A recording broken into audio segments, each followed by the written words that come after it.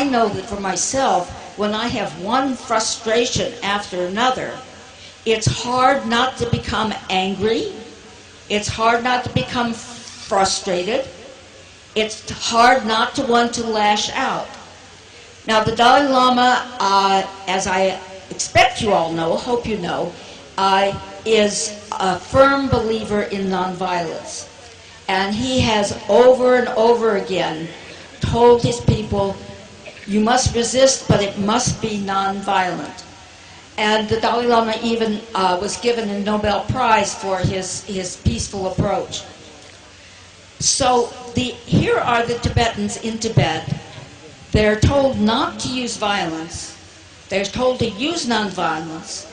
They've tried everything they know how to do, and it still isn't working. And life is getting worse and worse and worse. So my husband and I started thinking about maybe if the Tibetans in Tibet could learn new ways of struggling nonviolently, they could take this angry energy and turn it into activities that could help them improve their state. I don't know if any of you know the name Dr. Gene Sharp. He's a Western scholar who spent his life putting together what he called a strategic approach to nonviolence. And it's just a way of thinking about it in a broad pattern, and what are your strengths and weaknesses, and what are theirs, and what are your goals, and what do you think might work now, which do you want to emphasize on the economic, or on the political, or on the social. So it's a way of first learning about it intellectually, and then figuring out how to use it. So we, a little way after that, had an audience with the Dalai Lama. We told him what we had seen in Tibet. We told him what we were suggesting to have Dr. Sharp come, and he got very, very excited, and he jumped out of his chair and he said, yes, yes, yes, we must have this for 2 weeks. So that happened 3 years in a row. Dr. Sharp did come.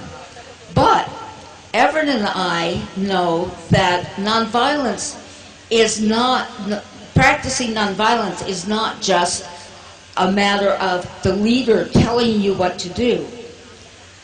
Real nonviolent action has to also come from the people. It is a people's movement. Now, the Tibetans, Gandhi was a sort of a general, and so was Martin Luther King. But the Dalai Lama is not a field general. He's a moral general. And so it's very, very important that the common people learn how to practice nonviolence. So Everett and I began, the Tibetan government sent us around to monasteries, to schools, to communities, all over India, into Ladakh, into Northeast India, giving these courses to any place we could get into. But after a while, so we would be in India a month or two, and then we'd go home. We have our families and our lives there.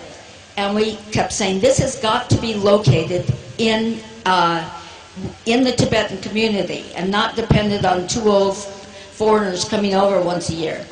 So we started an NGO which is called Active Nonviolence Education Center, so that the work could continue all year long.